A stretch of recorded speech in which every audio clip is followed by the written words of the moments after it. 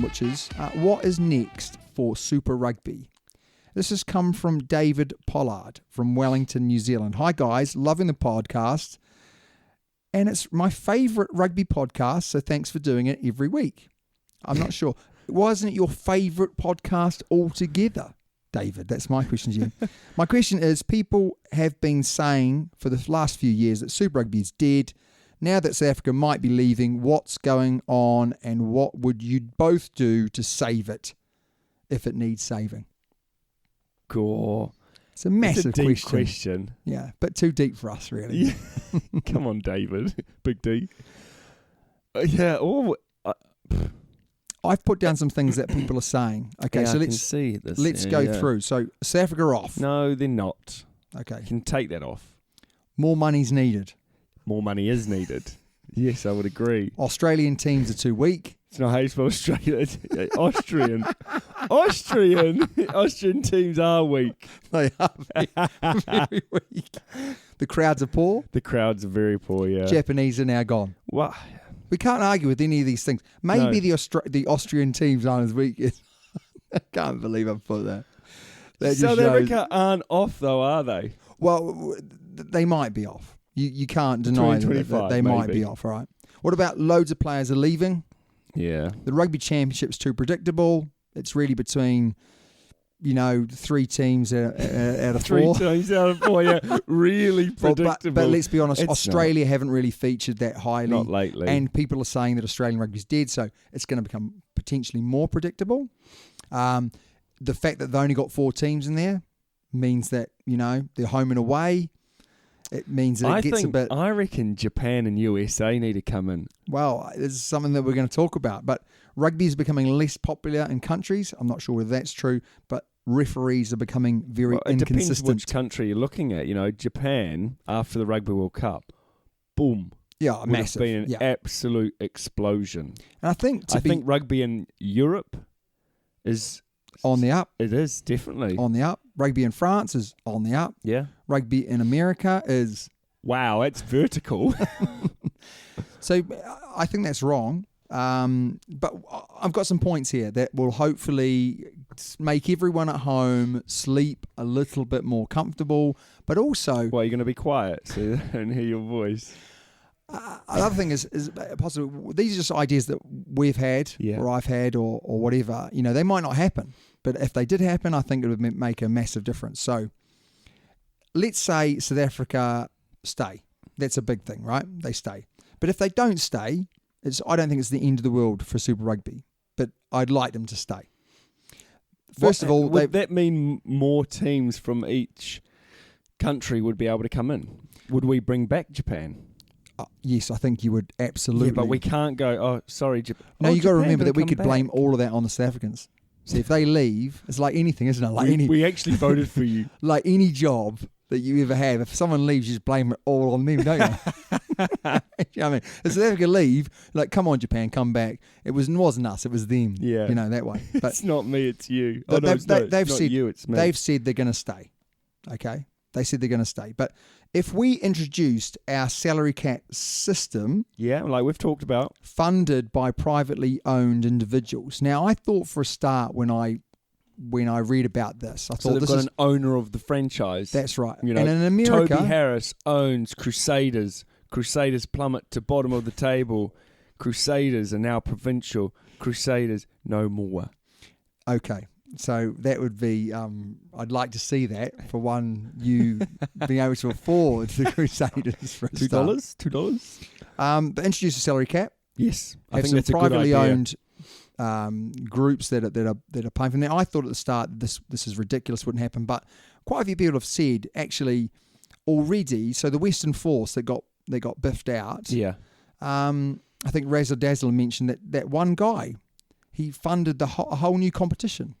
So that's right, yeah. So there is money around. Oh, yeah. There is, especially South Africa and Australia. There might not be as much money around for New Zealand, but that might actually encourage... But that would, it wouldn't have to be a New Zealander. No, exactly. It wouldn't need to be a New Zealander.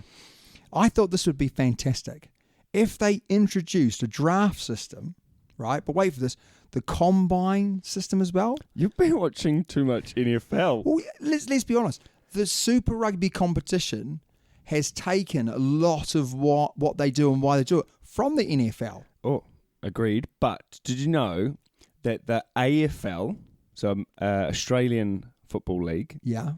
Aussie rules, Yeah. they have a draft system. Because what does a draft system do? It means before the season starts, Yeah. there's an excitement about who's going to go where. Yes, but the top teams don't always get the top players. No, the top teams get last choice. Yes. So, but the combine system structure as well means that leading up to the draft, you're watching people perform skills, fitness tests. Again, it's something for the public to get themselves wrapped into. Yeah.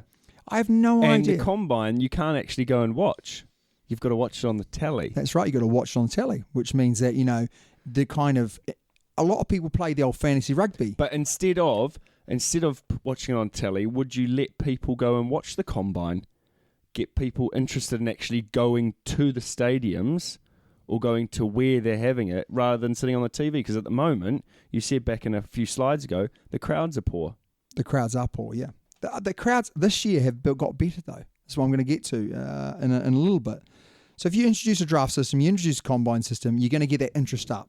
Okay, straight away, interest up, happy days. You're going to get all the young players. The young players are going to love it because if they don't get picked up by a Super Rugby team, then there's potential for them to go play somewhere else. Yeah, but there's also, especially in New Zealand, not sure if it's Australia or something, you can still go to that ITM Cup. That's right. Or whatever it's called now. Yeah, absolutely. The Mitre 10 Cup or whatever it is, yeah. You can still play for those Bay of Plenties, those Aucklands, those Poverty Bay. The Bullers of the world. Oh, yuck. You've got to get Buller in there. But moving on, some people have said you need to drop one of the Australian teams because then it condenses the quality of the Australian. But then you could say that about the New Zealand teams. You could do, but New Zealand haven't had that problem, have they? I think New Zealand could actually do with potentially, if South Africa left, you could potentially another couple of teams from New Zealand, and we could deal with that. Gisborne team? No, mate, definitely not. Where would you get them from? Well, you look at the Super Rugby squads now, and they're large. They've got 50, 60 players on their books. Do they? Yes.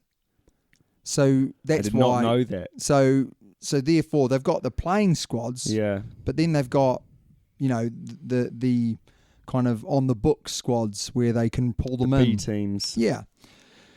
So we could easily, you look at the ITM, the Mitre 10 Cup. There's loads and loads and loads of good quality players that are in and around playing that.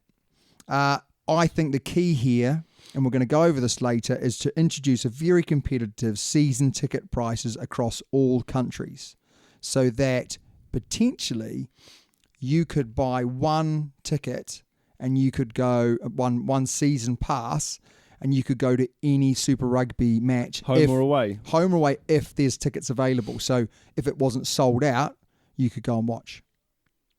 That would be fantastic. If I do say so myself. But this is the biggest one, right? Work with the Japanese RFU 100%. so that you allow your Super Rugby players, once they've finished playing Super Rugby, to go and play in the Japanese league.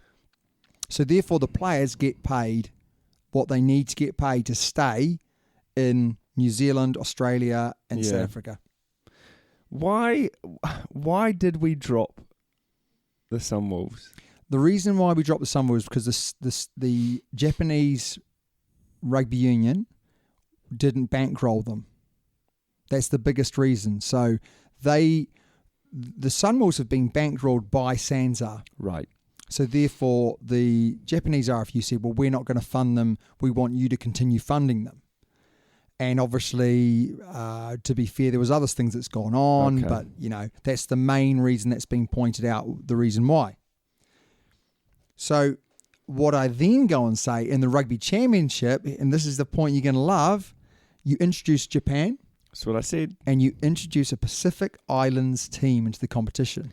Now, I know there's no money in that for when you go there, but it would be a spectacle to watch. So it's and more. you actually get a full crowd there. Would you go USA team though? I think you need to get the USA into it. Yeah, but USA would be rubbish for quite a while. The other way to do it is you actually introduce a second tier, and you introduce Japan, Pacific Japan, Islands. the second tier. Just wait for this: Japan, America, and Canada, maybe. And you have a second tier, so you have the top tier and your second tier, and you always have promotion relegation, which would be really interesting for maybe if you add Japan in that top league, that would be really interesting. That the weakest team would go down, the best team goes up. That could be interesting in itself. Although I do think it would take some time but imagine if you combine Tonga, Fiji, and Samoa, and that was one team. Oh, that would be a good team. That'd be a good team, wouldn't it? Imagine that. And the other one, really, really simple one, is play more matches, including finals overseas. More money in, better players out. Didn't we have that? We once had that Bledisloe, Australia, New Zealand, and Hong Kong, didn't we? That's right. And I think we're playing. And who kicked it? Who?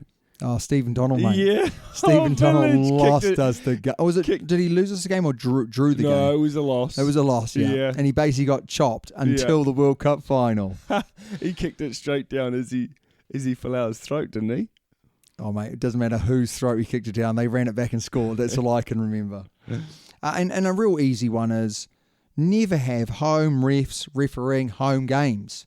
That stat for the South Africans doesn't look good, but it shouldn't happen anyway. No. There is absolutely no need, apart from, cost-saving flights, why it needs to happen at all. I just find it ridiculous. But if we did all of those things straight away, I can't see how Super Rugby would die, because it would become such a spectacle, and it would be doing stuff that the Americans like. Yeah. So it gets the Americans interested. Potentially, and I think Razzler Dazzler did mention and say that it would be great because you talk about Americans, they could fund an American Samoan team, part of America, loving it. That could be a way in as well. But for me, Super Rugby is alive and kicking. I'd love to see a combine. Combine would be amazing. Because the good thing is on Rugby Channel in New Zealand, they've got that high school rugby. Yeah. So it could be that transition from the high school rugby, which is on telly. That's right. Combine, Super Rugby, or Mitre 10 Cup. Yeah, and I think if you're in the top rung of players and you can go and play in Japan, and top up your pension, then you're happy days. And if you're not in the Super Rugby, then you go into the Mitre 10 Cup. Yeah. So the Mitre 10 Cup becomes like the next step for school players. Yes. So you go school, Mitre 10 Cup. Maybe you got to play a season or two in Mitre 10 Cup before you can go to Super Rugby. Nah, straight up there, mate. Straight up there, mate. Yeah. Straight up the guts. Next up, though, we've got a voice question. Oh yes. Razzler Dazzler. Are you ready for this? What is that photo? Get that photo up there. This is what it's about. This is about the All Blacks coaching panel. So